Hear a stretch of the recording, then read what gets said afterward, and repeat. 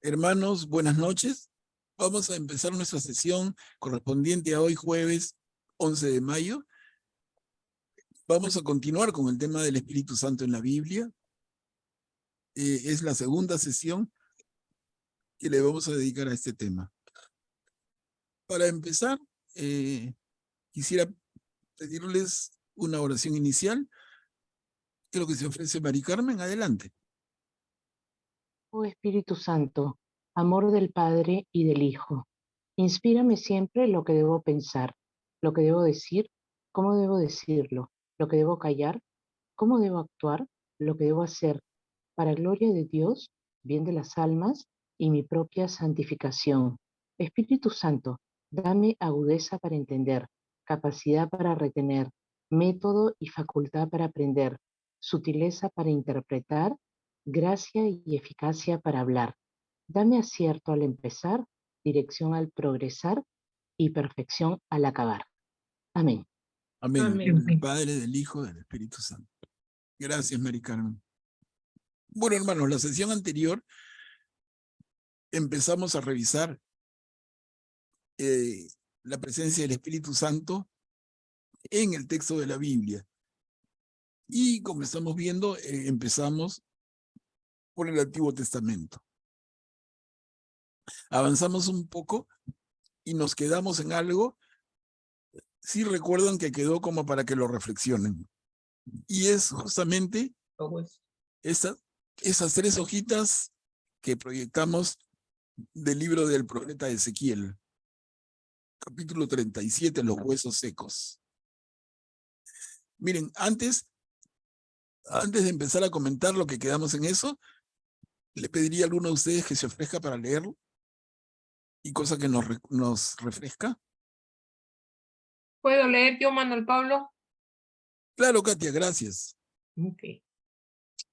La mano del Señor se posó sobre mí, y el Señor me sacó afuera por medio de su espíritu, y me puso en el valle, que estaba lleno de huesos. Luego me hizo pasar a través de ellos en todas las direcciones, y vi que los huesos tendidos en el valle eran muy numerosos y estaban resecos. El Señor me dijo: Hijo de hombre, ¿podrán revivir estos huesos? Yo respondí: Tú lo sabes, Señor. Él me dijo: Profetiza sobre estos huesos, diciéndoles: Huesos secos, escuchen la palabra del Señor. Así habla el Señor a estos huesos: Yo voy a hacer que un espíritu penetre en ustedes y vivirán. Pondré nervios en ustedes, haré crecer carne sobre ustedes, los recubriré de piel, les infundiré espíritu y vivirán. Así sabrán que yo soy el Señor. Continuamos, Katia, porfa.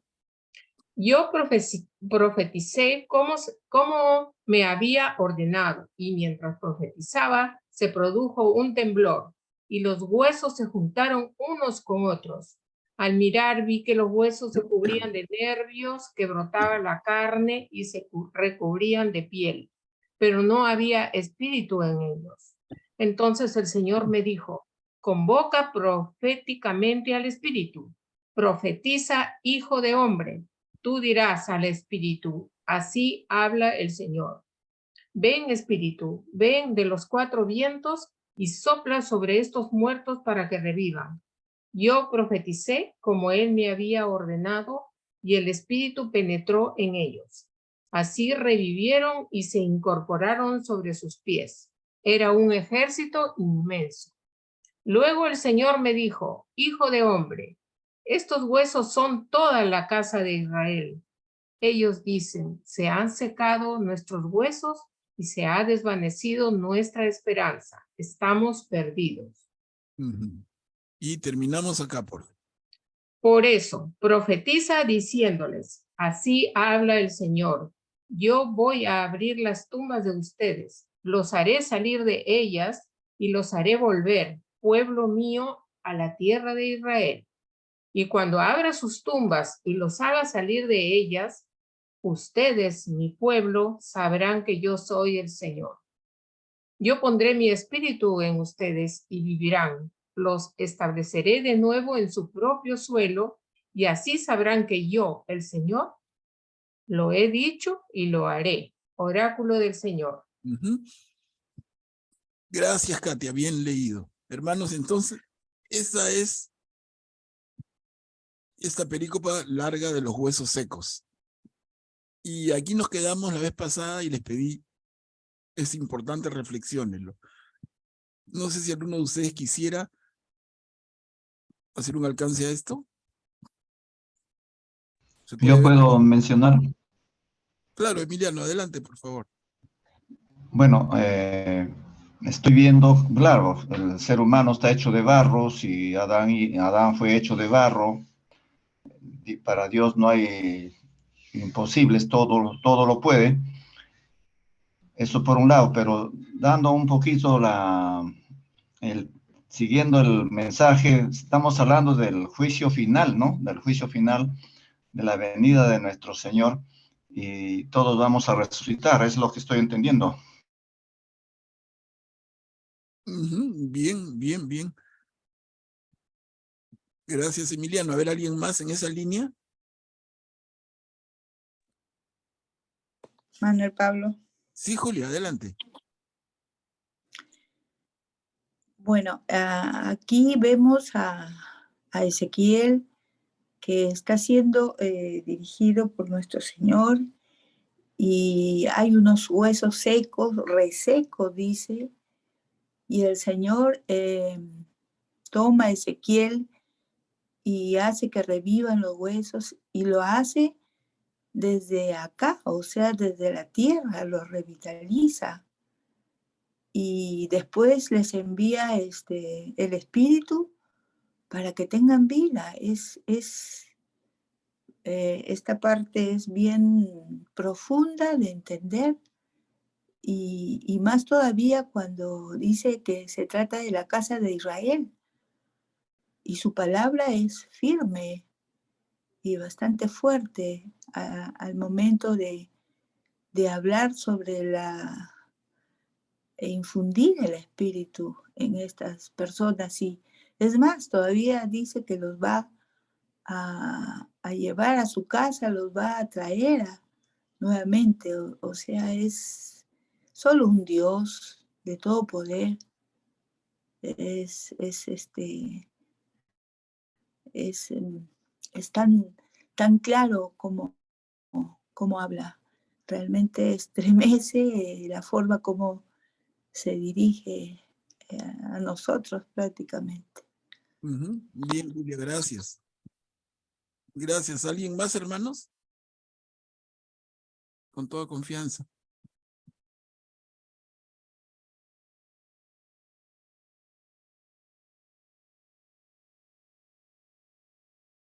Les recuerdo, esto quedó como tareita, ¿no? O sea, tendrían que tener algunas ideas, si no ya muy flojos, jalados.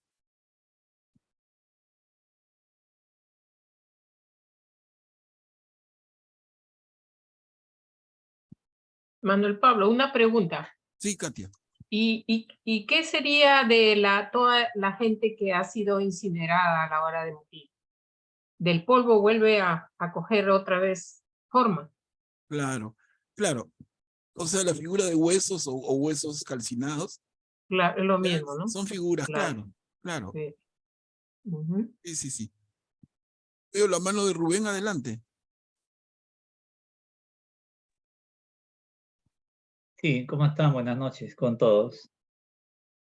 Aquí un poco se refiere a los huesos secos, al pueblo de Israel que ha sido exiliado en Babilonia, ¿no? Un pueblo sin esperanza en el futuro, ¿no? Donde ellos otra vez están esclavos. Entonces, los huesos secos son como una representación de la falta de esperanza del pueblo de Israel.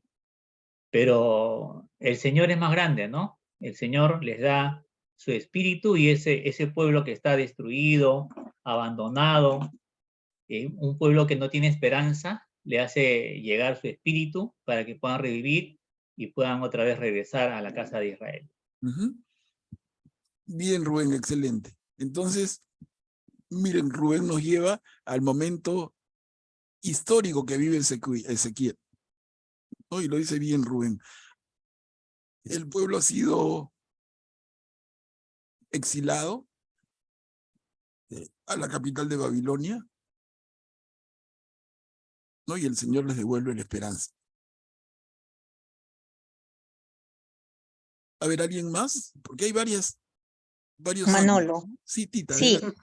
Manolo, por ejemplo, ya, ok, se lo dice a Ezequiel, ¿no? Pero también nos lo dice ahora a nosotros, ¿no? Porque ¿quién tiene huesos secos? Los que ya no tienen médula, los que no tienen vida, los que ya no sirven para nada, ya son un desecho. Entonces, al profetizar esto, él dice, él me dijo, profetiza sobre estos huesos. Yo diría, muchas veces es nuestro corazón que no tiene vida, está sumido en la desesperanza, en la tristeza, en la desolación, en el abandono. Hay cuántas personas que están abandonadas espiritualmente por los hijos, por ejemplo, uno de ellos, ¿no? Y a pesar de ello, a pesar de toda esa resequedad, esa oscuridad que da la soledad, el Señor está ahí y el Señor es capaz de reverdecer. O sea, es como la semilla reseca que está en un desierto y llueve y vuelve a florecer, vuelve a crecer la plantita y a florecer. Entonces el Señor nos florece el corazón, nos florece el espíritu porque nos llena de vida, porque el espíritu es vida. El espíritu es volver a recobrar el contacto con lo que nos rodea y por lo tanto, si el que nos da la vida es el Señor, es el volver a reencontrarnos con el Señor, el volver a alimentarnos de su amor. Ujú. Bien, Tita, muchas gracias. Miren cómo vamos complementando la mirada. Si regresamos un ratito a la primera intervención, la de Emiliano, y Emiliano reflexionó sobre un punto que podríamos desarrollar un tantito más, ¿no? Y es el relato de la creación en el libro de Génesis. Específicamente el segundo relato, que es en el capítulo 2 del libro del Génesis, ¿no? Cuando Dios crea al hombre, lo forma con barro, y ya está esta figura, pero recién se convierte en hombre realmente cuando el Señor sopla su espíritu en la nariz de esta figura, ¿no? El Señor sopla su espíritu, infunde su espíritu en esta figura, y en ese momento pasa a ser hombre. Miren cuánto hay en Ezequiel desde esa mirada del segundo capítulo del Génesis. ¿La ven clarito? Entonces, miren, estamos viendo los diferentes ángulos, pero hay uno final que, por lo menos pienso yo, podría ser como el broche de esta conversación, en este punto específico. Y es, para llamarlo con su nombre, la resurrección. Pero tengamos en cuenta que esto lo escribe Ezequiel. ¿Cuántos años antes de Jesús? ¿700 años? ¿600 años? Fácil, ¿ah? Fácil. Entonces Ezequiel se anticipa a la resurrección. Este relato de los huesos secos en las tres páginas que hemos leído en estos versículos no nos hacen pensar en eso claramente.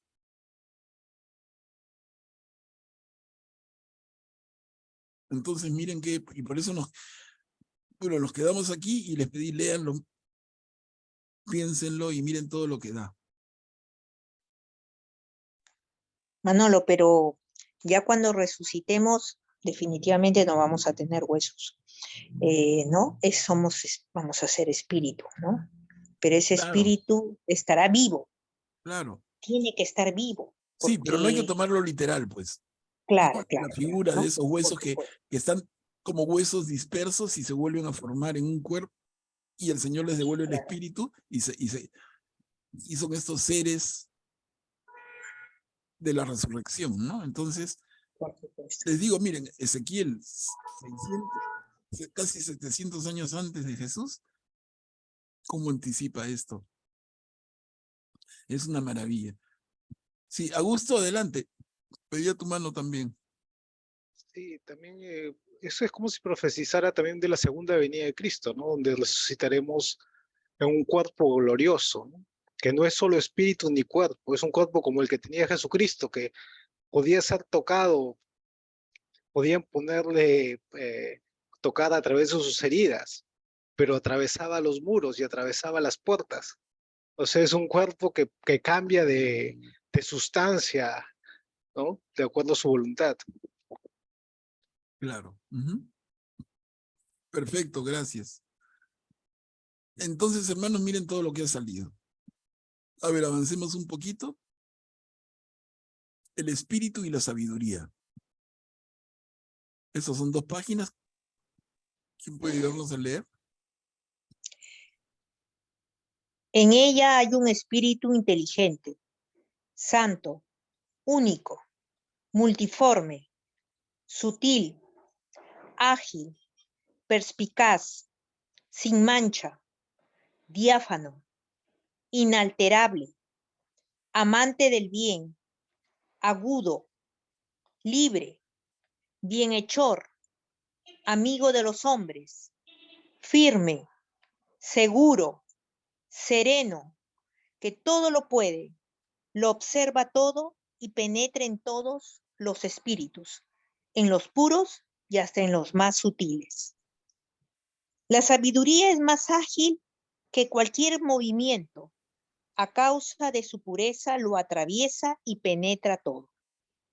Ella es exhalación del poder de Dios, una emanación pura de la gloria del Todopoderoso.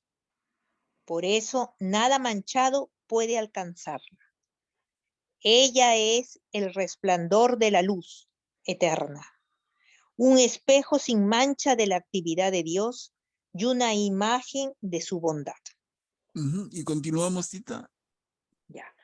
Aunque es una sola, lo puede todo, permaneciendo en sí misma, renueva el universo, de generación en generación, entra en las almas santas para ser amigos de Dios y profetas. Porque Dios ama únicamente a los que conviven con la sabiduría. Ella, en efecto, es más radiante que el sol y supera a todas las constelaciones. Es más luminosa que la misma luz, ya que la luz cede su lugar a la noche. Pero contra la sabiduría no prevalece el mal. Ella despliega su fuerza de un extremo hasta el otro y todo lo administra de la mejor manera. Gracias, Tita. Entonces, a ver acá, hermanos, alguna reflexión, miren. Estamos en el libro de sabiduría y habla de la sabiduría, ¿no? En ella hay un espíritu y con todos los atributos y todas las características. Ya creo que hemos comentado antes un poquito sobre la sabiduría y esta aparición que hace este término en nuestra Biblia. Ubicamos este libro en el siglo IV, V, hasta III podría ser, antes de Cristo. ¿No? ¿Y por qué aparece el concepto? ¿Por qué aparece el término? Es, miren, sin que lo digan, una respuesta al helenismo, a la filosofía griega, que está en pleno vigor. Y esta es la respuesta de la fe judía, de la fe en Yahvé, a la sabiduría griega, helenista. Miren, Digo esto para ver si nos ayuda a comprender. Entonces, la sabiduría no es algo meramente humano.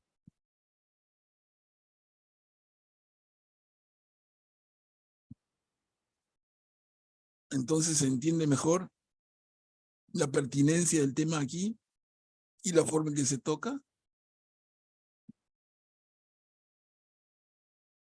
No, la sabiduría entonces, desde la perspectiva judía, la sabiduría viene de Dios. No, como dirían los griegos, viene del hombre.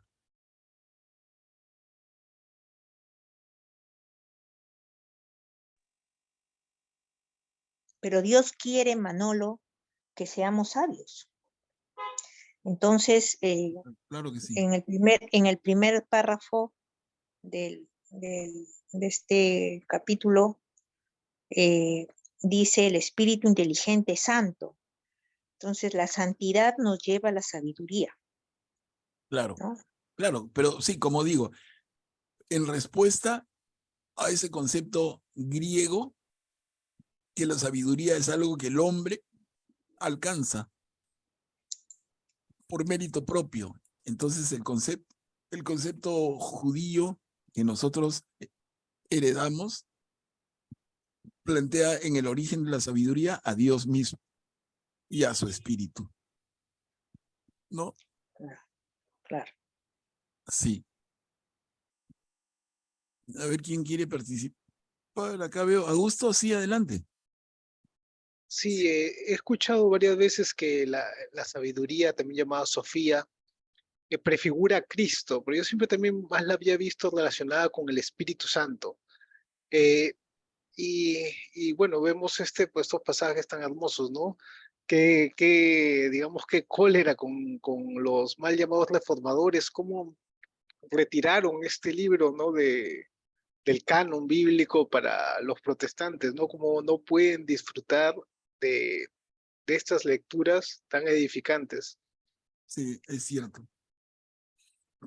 Es cierto, pero los reformadores, los protestantes, partiendo de Martín Lutero, no incluyeron este libro de sabiduría en el canon de la Biblia por una razón bien sencilla.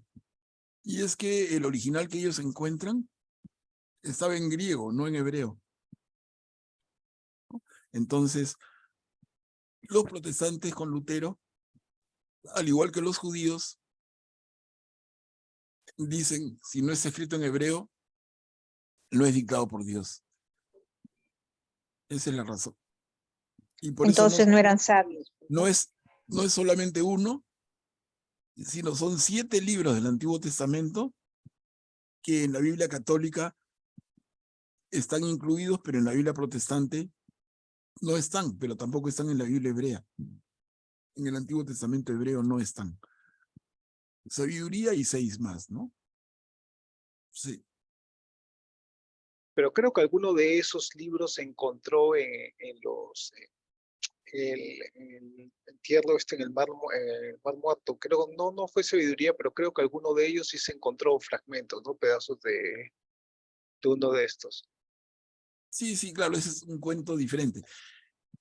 No quiero distraernos, pero sí, el libro de Eclesiástico, Ben Sirá, se encontró que lo que encontraron primero fue una versión griega de una traducción del hebreo.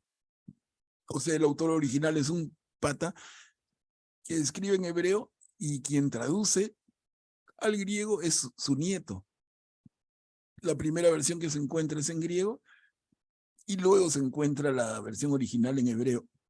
Pero era ya tarde piache, porque tanto los judíos como los protestantes habían dejado fuera este libro eclesiástico, ¿no? En fin, ¿no? Son un montón de detalles que son interesantes y poco a poco se van comentando y se van aprendiendo. A ver, avanzamos otro poquito. Bueno, con esto, más lo que vimos el jueves pasado, hemos revisado la presencia en el texto del Antiguo Testamento y ahora vamos a entrar al Espíritu Santo en el Nuevo Testamento.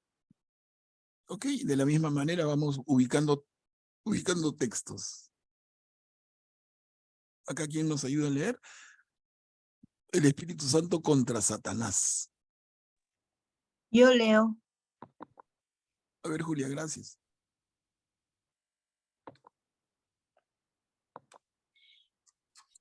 En aquellos días Jesús llegó desde Nazaret de Galilea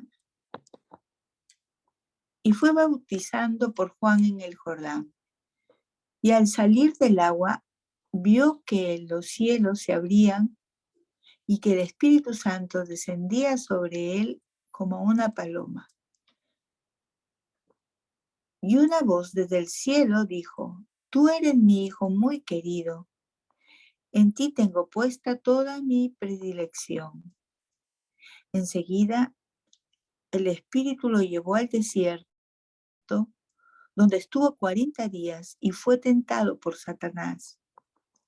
Vivía entre las fieras y los ángeles lo servían. Gracias, Julia. Miren, ese primer capítulo del Evangelio, según Marcos, que es el primero de los 4.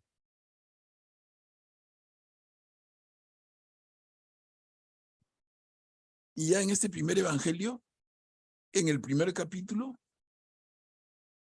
nos dice claramente el Espíritu Santo, con nombre completo.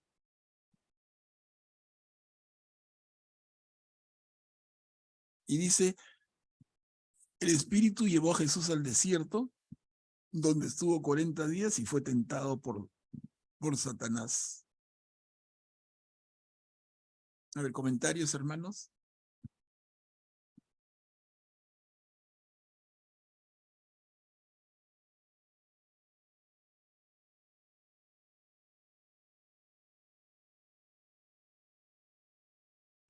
Manolo, en ningún momento entonces el Espíritu Santo hizo que Jesús evadiera la tentación, ¿no?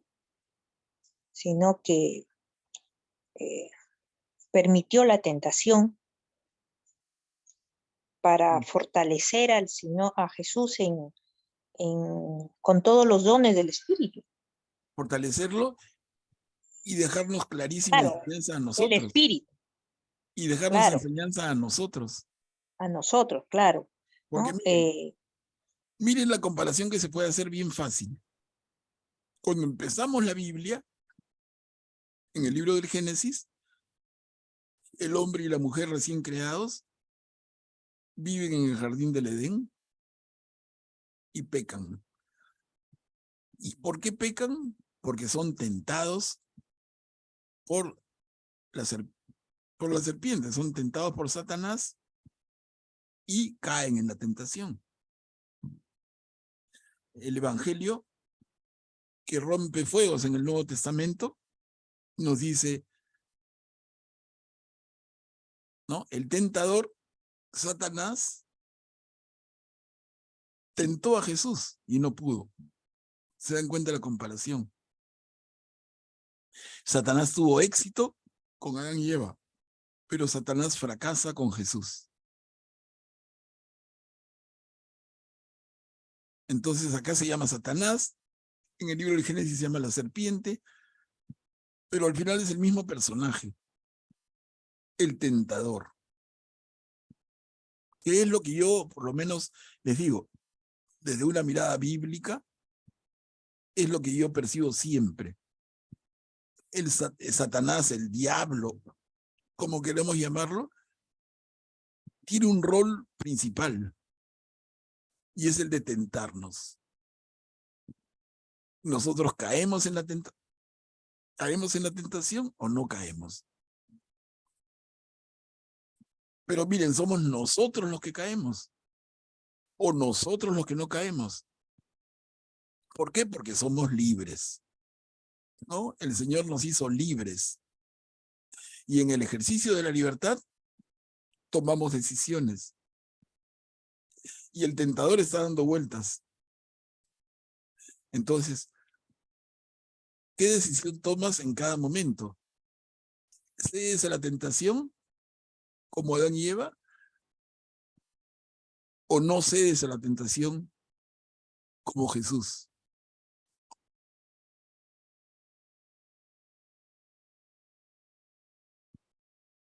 Mira Manolo, la escuché, reflexión. Sí, Manolo, escuché hace unos días un comentario del Santo Padre, de Francisco, y justamente hablaba sobre Satanás, ¿no?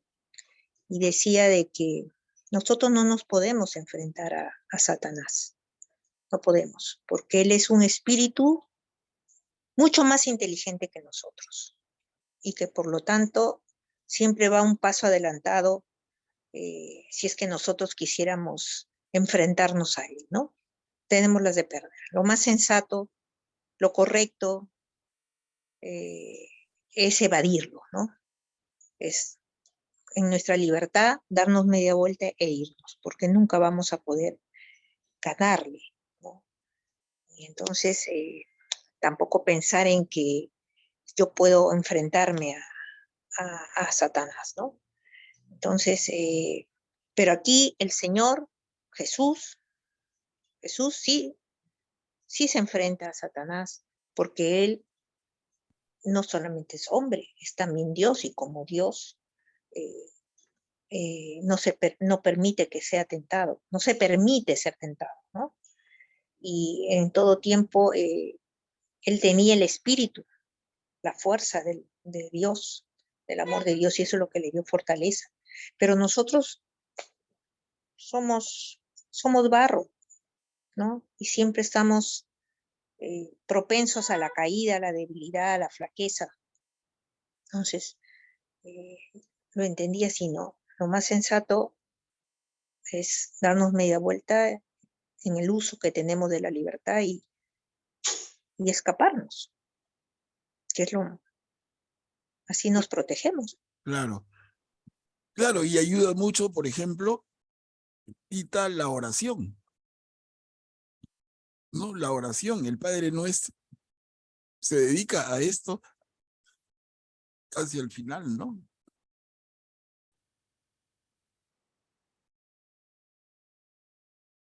A ver, ¿quién?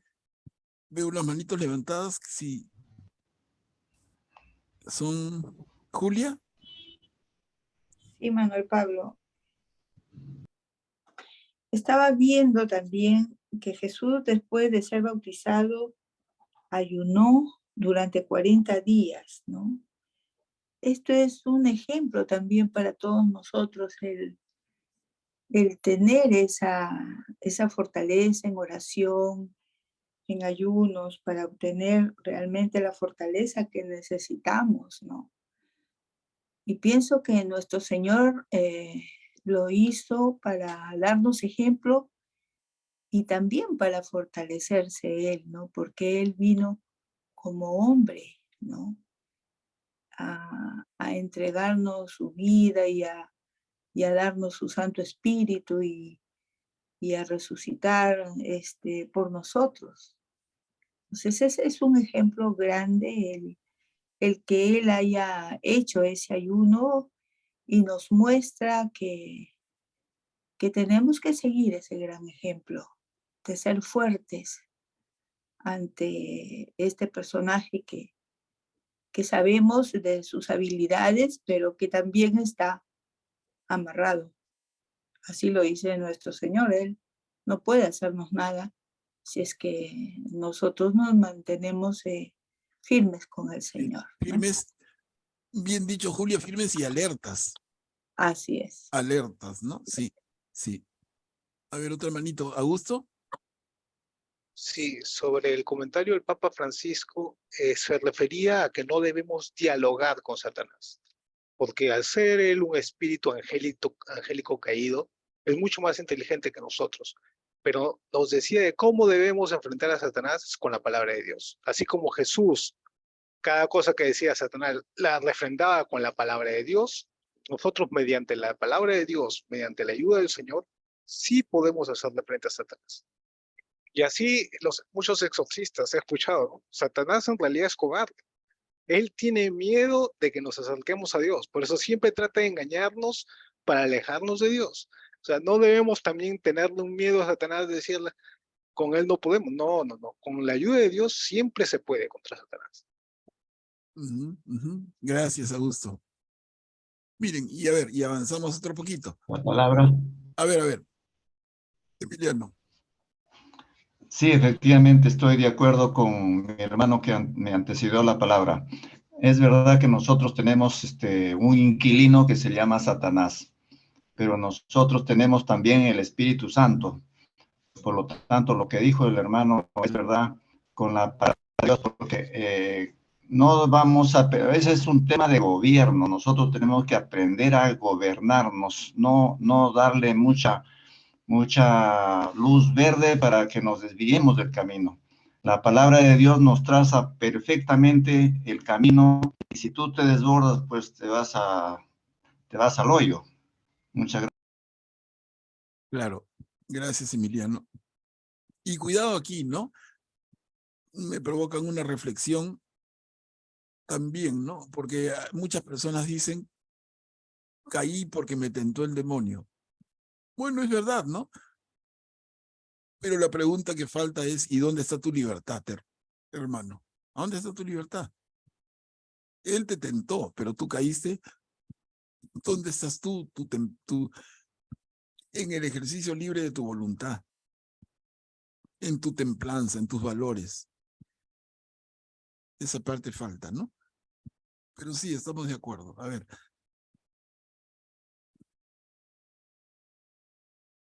Avanzamos aquí, el Espíritu Santo sobre Jesús profeta. Y entramos al capítulo 4 del Evangelio según Lucas, versículos del 16 al 21.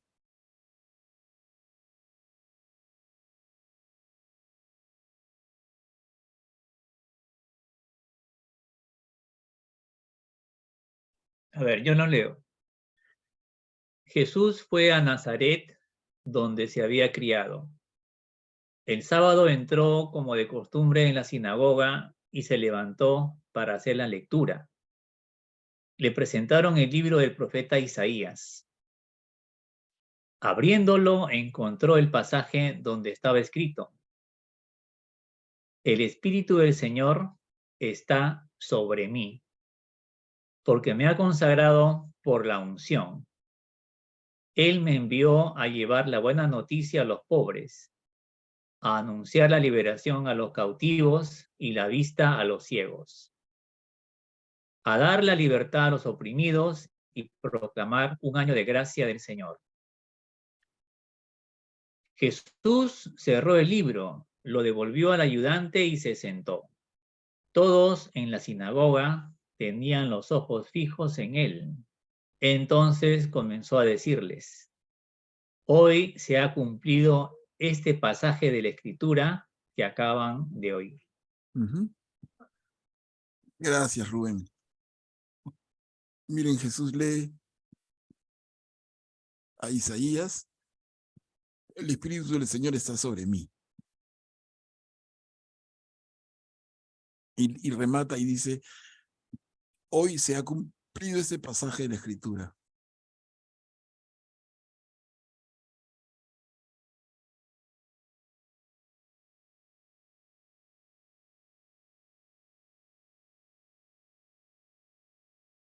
No perdamos de vista, ¿no? Estamos buscando en el texto de la Biblia la presencia del Espíritu Santo.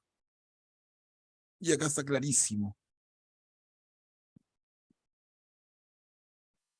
Al Espíritu Santo le llama ahora el Espíritu del Señor. El Espíritu de Yahvé. Y Jesús dice: el Espíritu del Señor está sobre mí.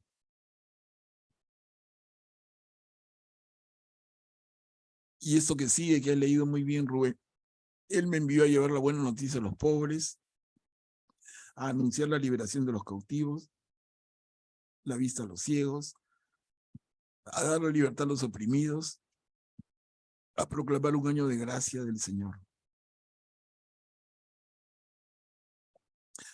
¿No? Y reitero cómo termina: hoy se ha cumplido este pasaje de la Escritura.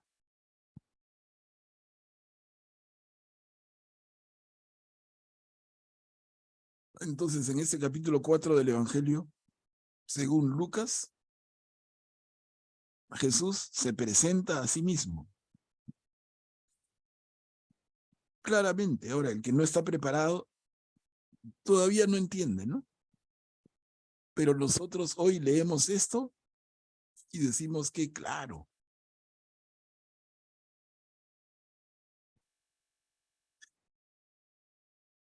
¿No? Está la misión de Jesús en el segundo párrafo. Cuando dice, el Señor me envió a llevar la buena noticia. Es la Manuel Pablo, misión. Sí, perdón, la profecía de Isaías se cumple en él mismo. perdón, se cumple. En él mismo, en el mismo Cristo. Ah, claro, claro, Él viene a ser la buena nueva. claro que sí. Claro que sí. Qué maravilla. Lindo, pues es lindo. Y como el Espíritu ya está, miren. A ver, leamos otro poquito. Evangelio según Juan, capítulo 3, versículos del 3 al 8. Renacer por el Espíritu.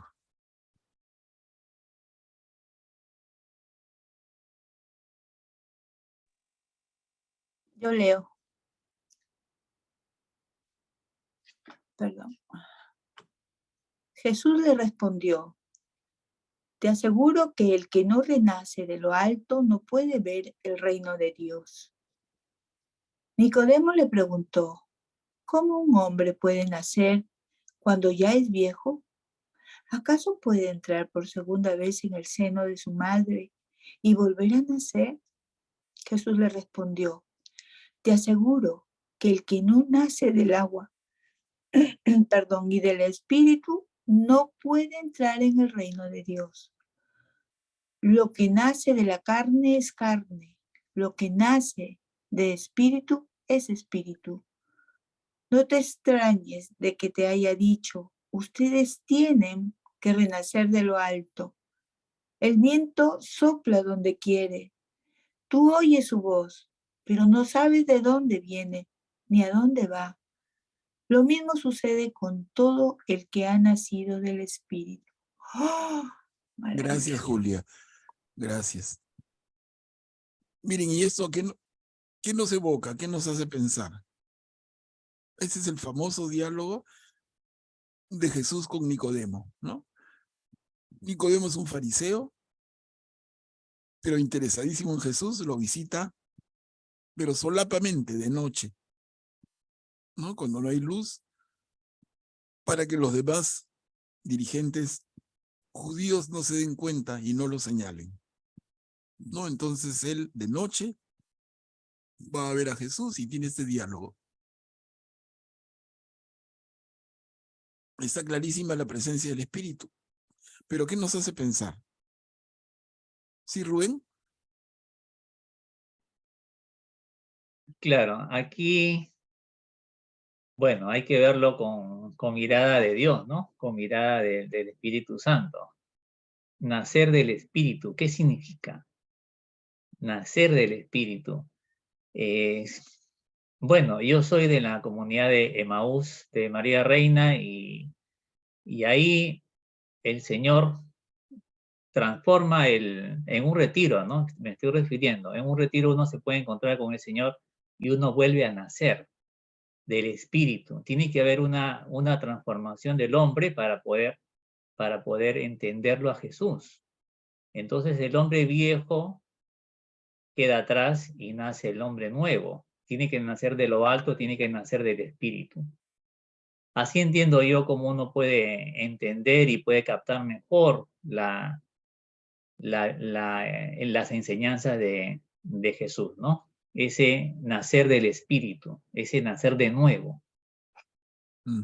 Bien, bien, gracias. ¿Alguien más que quiera complementar estas opiniones? Creo la mano de Augusto. Adelante. Sí, aquí el nacer del agua y del espíritu evoca mucho al bautismo y también Exactamente, a la conversión. exactamente. Dos cosas principales para un cristiano, ¿no? Tiene que bautizarse y tiene que convertirse a Dios. Exactamente, Augusto, muy bien. ¿No? Ahí está clarita la figura del sacramento del bautismo, un nacer del agua y del espíritu, para entrar en el reino de Dios. Julia, adelante. Sí, justo quería decir que en el bautismo nacemos del agua y del espíritu, ¿no? Y bueno, entender la parte de un retiro también es importante porque realmente como que salimos renovados con nuestro espíritu. Pienso que a veces como que nos enfriamos un poco, ¿no? Pero el Espíritu Santo está dentro de nosotros. Lo que tenemos es que avivarlo y acercarnos y no tratar de no perder el Espíritu del Señor, de que mora dentro de nosotros. Eso era lo que quería comentar. Claro, ir complementando, claro. Manolo, Sí, Tita. esta frase que dice, el viento sopla donde quiere, tú oyes su voz, pero no sabes de dónde viene ni a dónde va. A mí siempre me ha referido en la confesión, ¿no? Uno se confiesa y cuando el sacerdote te hace la señal de la cruz y te dice, te perdono tus pecados, el Señor perdona tus pecados, es el Espíritu. Es el Espíritu que nosotros no lo vemos, pero lo percibimos en nuestro corazón, si hemos hecho una buena confesión, ¿no? Ujú, ujú. Eso es lo que yo siempre percibo, ¿no? Que eso es a lo que debemos aspirar, ¿no? Cuando salimos de la confesión, ¿no? No lo vemos, pero sabemos que está en el corazón porque lo percibimos, ¿no? Ahí está, ¿no? Es producto de la confesión, el Claro, Espíritu. perfecto, excelente. Gracias, Tita. Mira, y sumando esto a lo que comentó hace un ratito Augusto, que habló de el bautismo, pero habló también de la conversión, ¿no? Y son dos cosas que deberían ir juntas, pero no van juntas. ¿Estamos? Porque la iglesia, desde hace mucho tiempo, bautiza a la criaturita. Entonces, esa criaturita, de días o semanas de nacido, acude voluntariamente, es un converso. Entonces, esto hace necesario, ¿no? Esta usanza de la iglesia de bautizar a la criatura que no tiene uso de razón,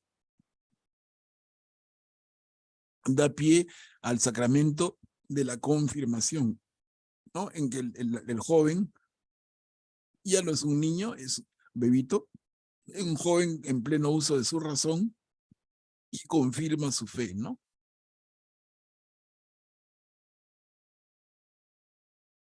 Pero que el momento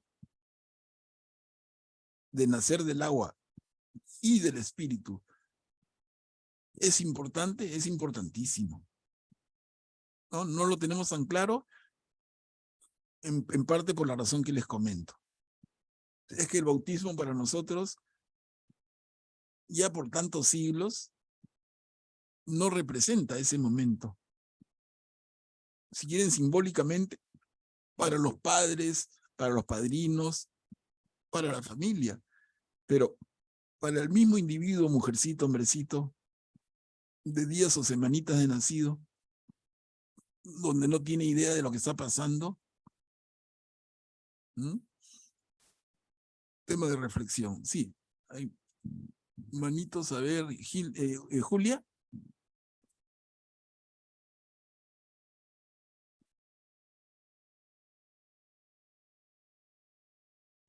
No, no, Manuel Pablo. Ya, Augusto, yo veo manos levantadas, por eso les digo.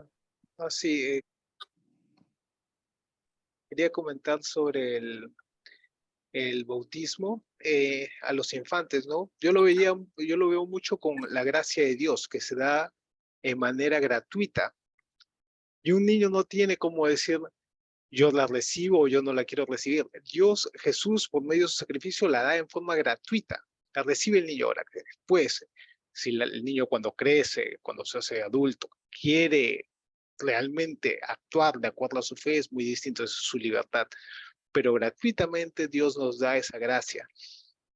Y en esto de esta línea donde dice el viento sopla, tú oyes su voz, pero no sabes de dónde viene, y como si te llevara, ¿no? Y eso es muy cierto del Espíritu Santo, porque es esa voz que tienes adentro de ti, en tu conciencia, que a veces estás, por ejemplo, por la calle, y hay algo que te dice dentro de ti, ayúdalo, o habla con él, ¿no? Es como algo que te guía. Entonces, el Espíritu Santo se manifiesta mucho en esos motivos y el Espíritu Santo a veces te guía realmente a hablar con ciertas personas, a ayudarlas a ciertas otras. Yo lo veo mucho estas líneas con eso. Bien, gracias, Augusto. Y veo a Guillermo, adelante. Sí, Manuel Pablo. Yo lo que quería era resaltar un aspecto bien importante. Existe la costumbre o tradición de bautizar a las personas cuando son niños porque la Iglesia persigue hacer esto, porque es iniciar la vida de Dios en el ser humano al poco tiempo de haber salido a la vida del mundo, ¿no? Sin embargo, ese pequeño ser humano no tiene el juicio propio todavía por su misma edad. Entonces, mientras transcurre esta etapa entre el bautismo del niño y la confirmación, que ahora la Iglesia con muy buen criterio la ha hecho con una preparación durante casi todo un año, se preparan los chicos de cuarto de secundaria, en un colegio se juntan 4 colegios distintos según la zona, y reciben la preparación para el sacramento de la confirmación. Y antes de realizarse la ceremonia de la confirmación, cada uno de los chicos demuestra en uso de su libertad si quiere recibir la confirmación o no. O sea, si está convencido o no. Durante el tiempo del bautismo y la confirmación de un ser humano, los padres, el padre y la madre, y en ausencia de estos, los padrinos, son los responsables de la educación en la fe de esa persona. Esa es la gran responsabilidad que tenemos como padres. Y cuando no existen los padres, como repito, los padrinos, o sea, el padrino no es una figura decorativa para dar el capillo por el bautismo, ni por figurar en la foto o en la estampita. El padrino es la persona de la misma creencia del padre y la madre del bautizado que depositan en él la confianza para la eventualidad de que alguna vez les falte. Ahí están los padrinos para ver por la educación en la fe. Esa es la gran responsabilidad. Y por otro lado, quisiera decir también de que en esta perícopa se dice de que Jesús viene de Nazaret en Galilea al Jordán buscando a Juan para que lo bautice, como un inicio de su vida pública. Y ahí hay una manifestación clara del Espíritu, donde el Padre se manifiesta y dice claramente que Jesús es su Hijo, y es su Hijo amado, y que tiene en él puesta toda su complacencia, toda su predilección, ¿no? Y luego Jesús tiene toda su vida pública inaugurada después del bautismo del Jordán. El Espíritu lo lleva al desierto, como de quien dice, a un retiro de 40 días y 40 noches, en el que él es tentado también por Satanás, pero no, Satanás no puede con él porque Jesús es Dios. Y esa es la diferencia, que cuando Satanás nos tienta a nosotros, a veces nos gana, porque nosotros somos hombres de carne y hueso, igual que Jesús, pero la diferencia es que Jesús es Dios, ¿no? Entonces, esa es una gran preparación para el resto de su vida pública. Finalmente Jesús termina en la cruz, pero se queda con nosotros hasta hoy en la Eucaristía. Toda la existencia y la presencia de Dios en el mundo y en la iglesia a partir de la resurrección de Cristo es obra del Espíritu Santo, que es lo que ha dejado el Padre y el Hijo para todos nosotros. Lindo, bien dicho. Bien dicho, Guillermo, y gracias por esto que enriquece mucho la mirada. Mira, y rescato de todo lo que has dicho, que todo es valiosísimo, pero ese concepto de retiro, que también lo mencionó Rubén hace un ratito, ¿no? Y si lo leemos la perícopa anterior, Jesús 40 días en el desierto, efectivamente es como el retiro nuestro. Rubén hizo mención a una experiencia de retiro en una parroquia de Miraflores, San Isidro, pero hay muchas en todo el mundo. Y este retiro evoca esa experiencia, ¿no? Todo muy bien dicho. Miren cómo nos alimenta. A ver, avancemos. Vayamos al Evangelio según Juan, capítulos del 14 al 16, un extracto. Las promesas del Paráclito. Les adelanto, Paráclito, esa palabra media rara, por lo menos para algunos de ustedes, ¿no? ¿Qué es eso? Pero Paráclito significa defensor. Es tu defensor. Entonces, a ver, leamos de las promesas del Paráclito. Yo leo las promesas del Paráclito, y yo rogaré al Padre, y Él les dará otro Paráclito para que esté siempre con ustedes, el Espíritu de la verdad, a quien el mundo no puede recibir, porque no lo ve ni lo conoce. Ustedes, en cambio, lo conocen, porque Él permanece con ustedes y estará en ustedes. Pero el Paráclito, el Espíritu Santo, que el Padre enviará en mi nombre, les enseñará todo y les recordará lo que les he dicho.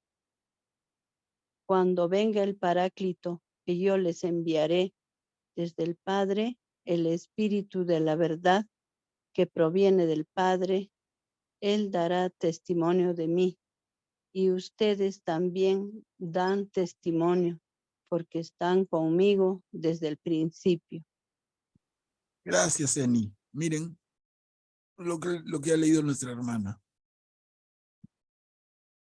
Primera cosa que salta a la vista, el Espíritu Santo recibe también el nombre de Espíritu de la verdad y recibe el nombre de Espíritu, bueno, Espíritu de la verdad en ambos casos. Una cosa que llama la atención, y podríamos detenernos si es que les parece, sobre todo esa centrada en el segundo párrafo, pero que recoge toda la idea. Y dice Jesús, el Paráclito, el Espíritu Santo, que el Padre enviará en mi nombre, les enseñará todo y les recordará lo que les he dicho. Miren. Y repito, el Espíritu Santo que el Padre enviará en mi nombre. Si leemos esto, no es un error de ortografía, es que el Espíritu va a ser enviado por el Padre. Va a ser enviado. El Padre lo enviará. Y eso entonces se da la mano con la figura de Pentecostés, por ejemplo. A ver, ¿qué pueden comentar?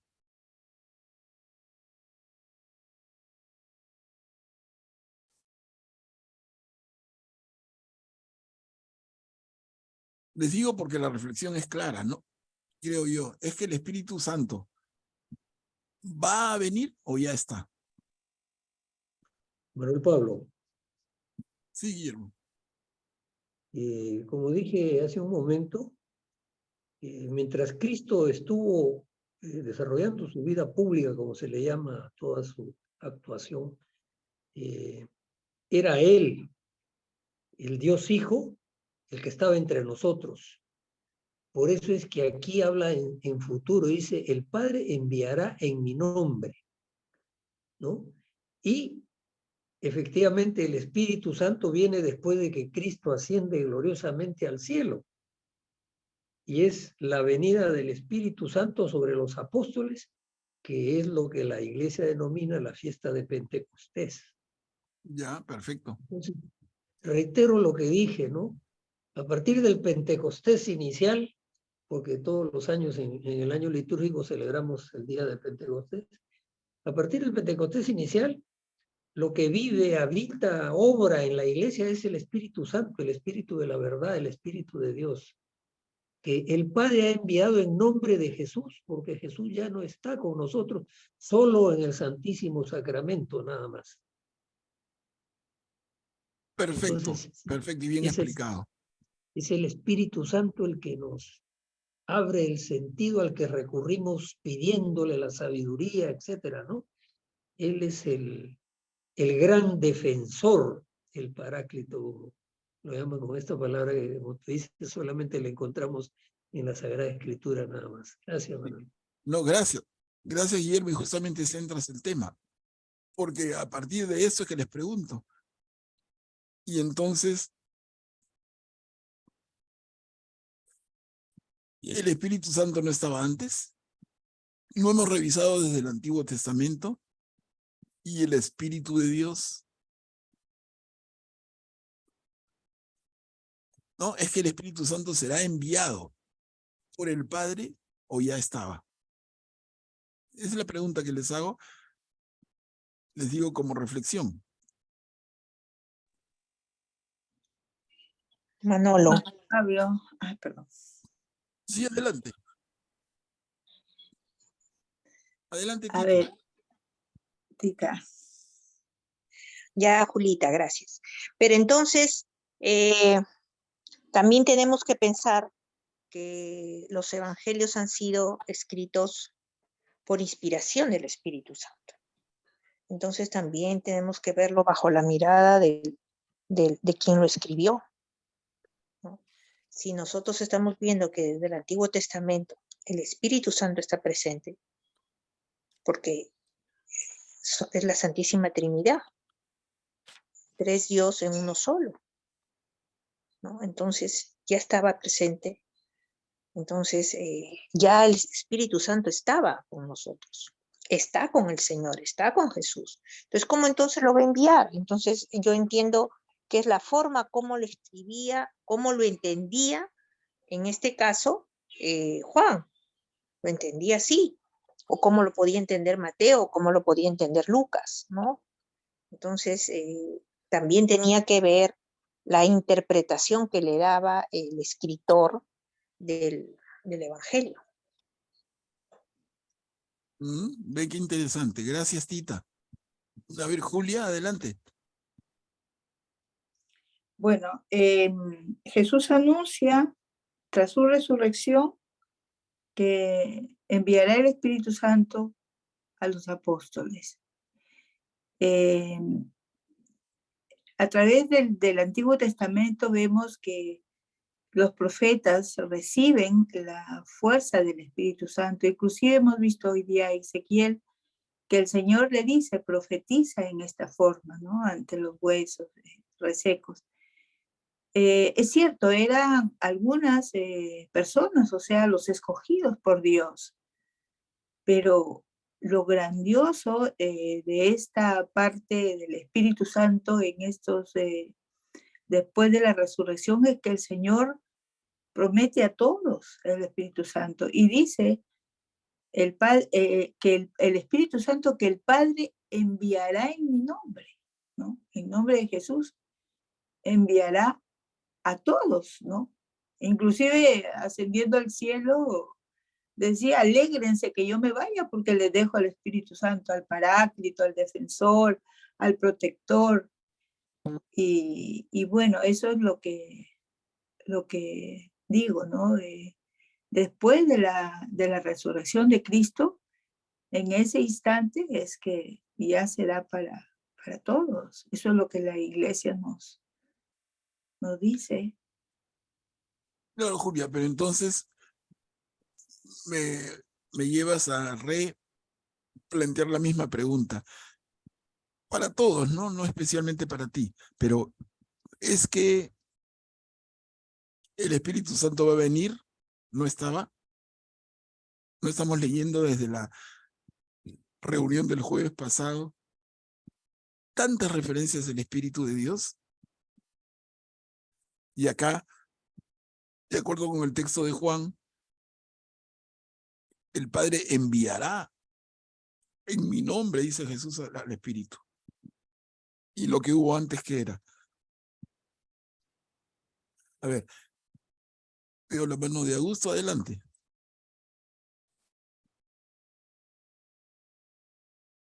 Yo concuerdo con la hermana, con lo antes que mencionó algo muy importante. En el Antiguo Testamento se menciona que el Espíritu es enviado, pero no pues es enviado a todo el pueblo en conjunto, a todo, no, es enviado a ciertas personas, especialmente a los profetas, ¿no? Y aquí la diferencia es que Jesús está concediéndole este don a su iglesia, por medio de los apóstoles, para que sea una guía para ellos, una guía y una protección para ellos, permanente. E incluso también hay una parte muy interesante que dice, y Él les recordará, ¿no? O sea, garantiza que lo que se escribió muchos años después, porque al principio la tradición era oral, y años después se escribió, entonces está garantizando que lo que se escribe es fidedigno, ¿no? Porque el Espíritu lo está garantizando. Bien, gracias, Augusto. A ver, entonces, ¿cómo quedamos, hermanos? Sería Manuel bonito. Pablo, Sí, Guillermo. quisiera contestar puntualmente tu pregunta. Tú dices que enviará, claro, es futuro, desde luego, en mi nombre. Quiere decir que no estaba. No, no es así, sí estaba. ¿Por qué? Porque el Dios en el que creemos nosotros, el Dios de los judíos, el Dios de Yahvé, ha sido siempre un solo Dios verdadero y tres personas distintas. Esto es lo que debemos tener bien claro. El Padre, el Hijo y el Espíritu Santo. Una vez un sacerdote me explicaba, el Espíritu Santo era el amor del Padre por el Hijo, y el Hijo se sentía lleno del amor del Padre y le correspondía con el amor al Padre. Y ese amor entre el Padre y el Hijo y del Hijo al Padre era el Espíritu Santo. Y el Espíritu está presente desde la creación, porque en el Génesis dice, ¿no? El Espíritu de Dios aleteaba sobre las olas, sobre el mar, no sé, sobre las aguas, ¿no? Como lo hemos visto también cuando hemos, la semana pasada, visto el Espíritu Santo en el Antiguo Testamento. Lo que pasa es que, reitero lo que dije y reiteré, que mientras Cristo tiene su vida pública desde que se manifiesta, su primera manifestación o primer milagro, la boda de Caná, hasta su crucifixión, cuando entrega su espíritu al Padre, es Él, la persona del Hijo, la que está con nosotros.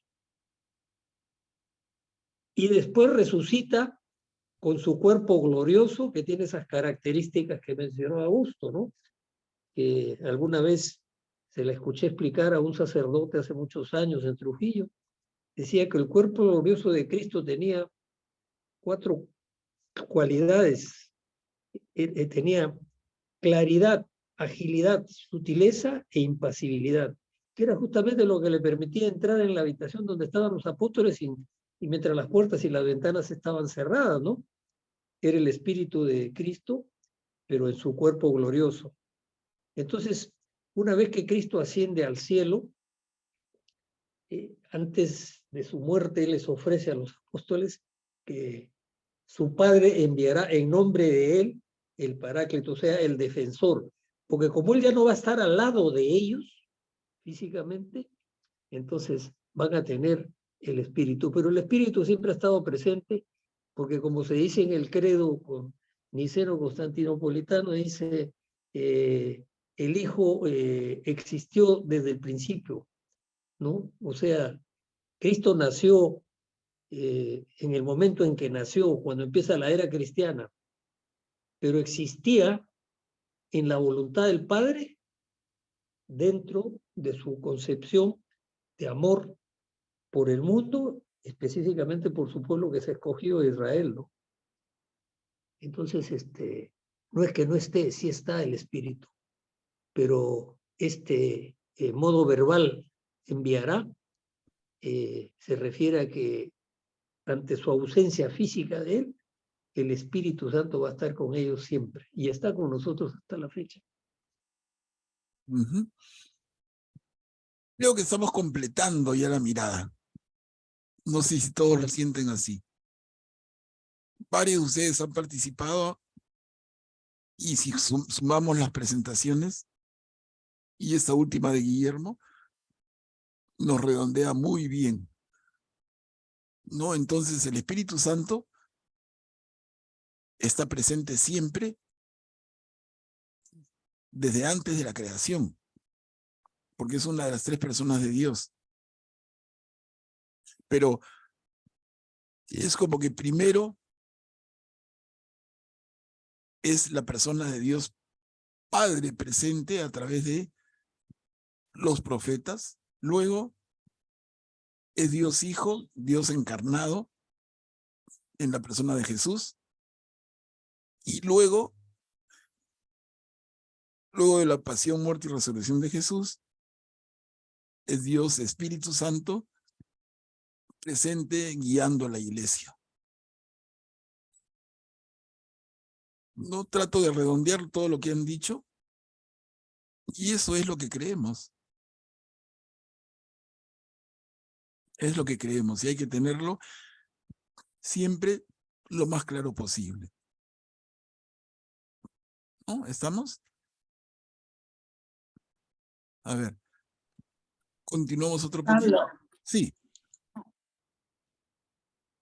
de verdad que esa explicación es bien profunda, porque en el Antiguo Testamento es Dios Padre quien está buscando cómo salvarnos y matan profetas y él sigue, insiste y al final envía a su hijo y también lo matamos. Y al final es el mensaje que hemos leído, el anterior, donde él dice, ¿no?, que envía el Espíritu Santo enviado por medio de Jesús, ¿no? Gracias. No, gracias, Julia. Sí, mire, y acá continuamos. Hay una segunda página sobre esto, las promesas del Paráclito. ¿Sí me ayudan a leerlo? Yo leo. Sí, Rita. Sin embargo, les digo la verdad. Les conviene que yo me vaya, porque si no me voy, el Paráclito no vendrá a ustedes. Pero si me voy, se lo enviaré. Y cuando Él venga, probará al mundo dónde está el pecado, dónde está la justicia y cuál es el juicio. Todavía tengo muchas cosas que decirles, pero ustedes no las pueden comprender ahora. Cuando venga el Espíritu de la verdad, Él nos introducirá en toda la verdad, porque no hablará por sí mismo, sino que dirá lo que ha oído y les anunciará lo que irá sucediendo. Él me glorificará, porque recibirá de lo mío y se lo anunciará a ustedes. Todo lo que es del Padre es mío. Por eso les digo, recibirá lo de lo mío y se lo anunciará a ustedes. Gracias, muchas gracias. Y eso ya se había adelantado en comentarios. Bien, a ver, avanzamos. Vamos al libro de Hechos de los Apóstoles, en el 2º capítulo. La venida del Espíritu Santo. Al Acá llegar vamos a el día leer de ya propiamente de Pentecostés. Sí, adelante. Al llegar el día de Pentecostés, estaban todos reunidos en el mismo lugar. De pronto vino del cielo un ruido, semejante a una fuerte ráfaga de viento, que resonó en toda la casa donde se encontraban. Entonces vieron aparecer unas lenguas como de fuego, que descendieron por separado sobre cada uno de ellos. Todos quedaron llenos del Espíritu Santo y comenzaron a hablar en distintas lenguas, según el Espíritu les permitía expresarse. Había en Jerusalén judíos piadosos, venidos de todas las naciones del mundo. Al oírse este ruido, se congregó la multitud y se llenó de asombro, porque cada uno los oía hablar en su propia lengua. Con gran admiración y estupor decían: ¿acaso estos hombres que hablan no son todos galileos? ¿Cómo es que cada uno de nosotros los oye en su propia lengua? Mari, continuamos, porfa. Entonces Pedro, poniéndose de pie con los 11, levantó la voz y dijo: hombres de Judea y todos los que habitan en Jerusalén, presten atención, porque voy a explicarles lo que ha sucedido. Estos hombres no están ebrios, como ustedes suponen, ya que no son más que las 9 de la mañana, sino que se está cumpliendo lo que dijo el profeta Joel. En los últimos días, dice el Señor, derramaré mi espíritu sobre todos los hombres, y profetizarán sus hijos y sus hijas. Los jóvenes verán visiones, y los ancianos tendrán sueños proféticos. Y continuamos. Y todo el que invoque el nombre del Señor se salvará. Israelitas, escuchen. A Jesús de Nazaret, el hombre que Dios acreditó ante ustedes, realizando por su intermedio los milagros, prodigios y signos que todos conocen, a ese hombre que había sido entregado conforme al plan y a la previsión de Dios, ustedes lo hicieron morir, clavándolo en la cruz por medio de los infieles. Pero Dios lo resucitó, librándolo de las angustias de la muerte, porque no era posible que ella tuviera dominio sobre él. En efecto, refiriéndose a él, dijo David: veía sin cesar al Señor delante de mí, porque él está a mi derecha, para que yo no vacile. Por eso se alegra mi corazón y mi lengua canta llena de gozo. También mi cuerpo descansará en la esperanza. Y una cuarta y última diapositiva. A este Jesús Dios lo resucitó, y todos nosotros somos testigos. Exaltado por el poder de Dios, Él recibió del Padre el Espíritu Santo prometido, y lo ha comunicado como ustedes ven y oyen, hasta que ponga a todos tus enemigos debajo de sus pies. Por eso, todo el pueblo de Israel debe reconocer que a ese Jesús que ustedes crucificaron, Dios lo ha hecho Señor y Mesías. Al oír estas cosas, todos se conmovieron profundamente y dijeron a Pedro y a los otros apóstoles: hermanos, ¿qué debemos hacer? Pedro les respondió: conviértanse y háganse bautizar en el nombre de Jesucristo, para que les sean perdonados los pecados, y así recibirán el don del Espíritu Santo, porque la promesa ha sido hecha a ustedes y a sus hijos, y a todos aquellos que están lejos, a cuantos el Señor, nuestro Dios, quiera llamar. Bien, gracias, Mari Carmen. Han leído una lectura bien larga, pero bien clarita, ¿no? Miren, es un poco lo que habíamos venido hablando. La venida del Espíritu Santo. Es un gran discurso de Pedro. Como Pedro resume lo que ha sucedido.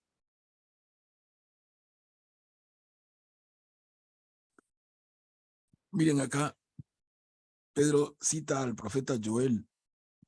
En los últimos días, dice el Señor, derramaré mi espíritu sobre todos los hombres y profetizarán sus hijos y sus hijas.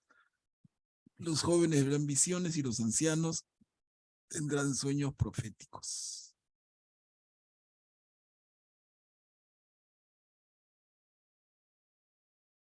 No, esto es un poco toda la narración larga, que no he querido resumir, del tema Pentecostés. Como bien decíamos en la reflexión anterior, es como la venida formal del Espíritu Santo, ¿no? Jesús nos deja, pero no nos deja huérfanos. Nos deja el Paráclito, al defensor.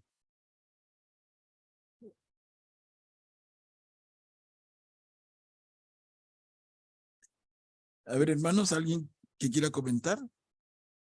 Está bienvenido.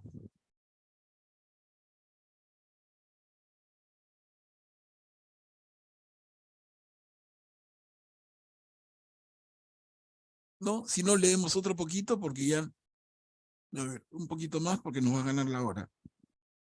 El Pentecostés de los paganos. Miren, esto es muy lindo. Y aquí el hermano o la hermana que lea también debe prepararse para 3 diapositivas.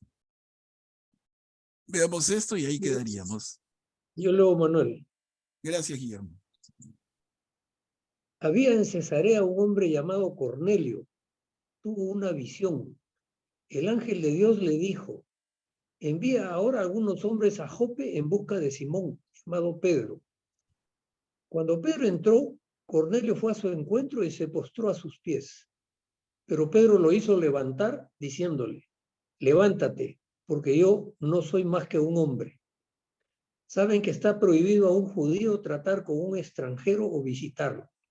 Pero Dios acaba de mostrarme que no hay que considerar manchado o impuro a ningún hombre. Cuando Cornelio contó la visión que había tenido, Pedro, tomando la palabra, dijo: verdaderamente comprendo que Dios no hace acepción de personas y que en cualquier nación todo el que lo teme y practica la justicia es agradable a él. Continuamos, a ver. Él envió su palabra al pueblo de Israel, anunciándoles la buena noticia de la paz por medio de Jesucristo, que es el Señor de todos. Ustedes ya saben qué ha ocurrido en toda Judea, comenzando por Galilea. Y nosotros somos testigos de todo lo que hizo en el país de los judíos y en Jerusalén. Y ellos lo mataron, suspendiéndolo de un patíbulo. Pero Dios lo resucitó al tercer día y le concedió que se manifestara, no a todo el pueblo, sino a testigos elegidos de antemano por Dios, a nosotros que comimos y bebimos con él después de su resurrección. Mientras Pedro estaba hablando, el Espíritu Santo descendió sobre todos los que escuchaban la palabra. Los fieles de origen judío que habían venido con Pedro quedaron maravillados al ver que el Espíritu Santo era derramado también sobre los paganos. En efecto, los oían hablar diversas lenguas y proclamar la grandeza de Dios. Pedro dijo: ¿acaso se puede negar el agua del bautismo a los que recibieron el Espíritu Santo como nosotros? Y ordenó que fueran bautizados en el nombre del Señor Jesucristo. Entonces le rogaron que se quedara con ellos algunos días. Muchas gracias, Guillermo. Miren, yo retrocedo una diapositiva, creo que la última línea es un poco el gran resumen. Los fieles de origen judío que habían venido con Pedro quedaron maravillados al ver que el Espíritu Santo era derramado también sobre los paganos, ¿no? Y el final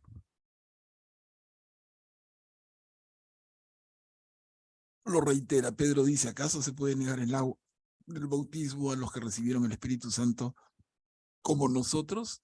Y entonces ordenó que fueran bautizados en el nombre del Señor Jesucristo. Como dice el título, el Pentecostés de los paganos. En el capítulo 2 vimos el Pentecostés de los judíos, de los apóstoles. Y acá, en el capítulo 10, el Espíritu Santo que es derramado sobre los paganos también. Y ese es un gran tema.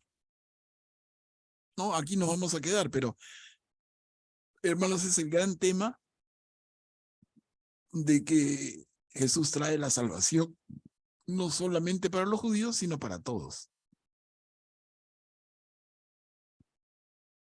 Es un tremendo tema. Un tema de controversia, incluso hasta el día de hoy, ¿eh? Pero bueno, quedemos aquí y en este punto podemos reiniciar el próximo jueves, el Pentecostés de los paganos. Vamos a relacionar un poquito con Pablo y en fin. ¿Listo? Aquí nos quedamos.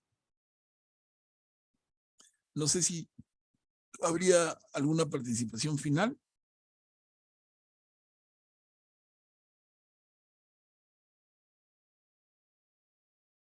Y si es Yo, que Manuel no, Pablo. sí. Adelante, Julia.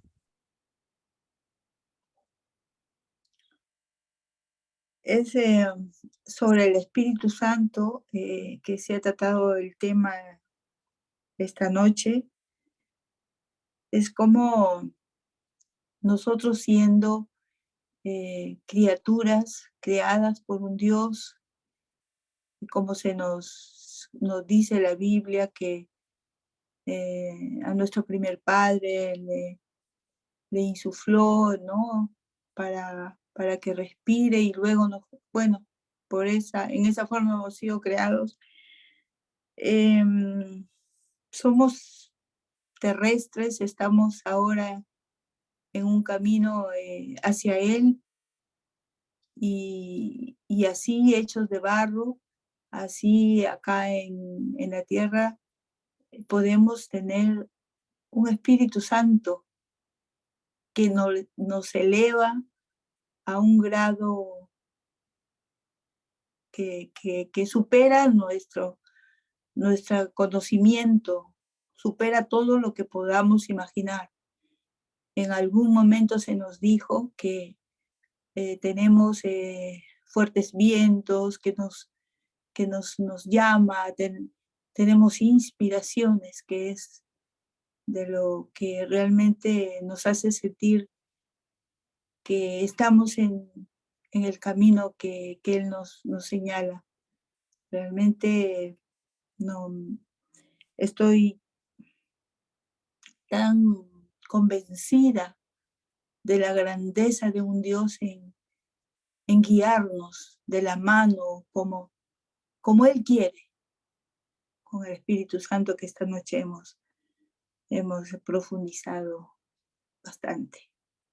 Gracias, Julia. Hermanos, entonces, bueno,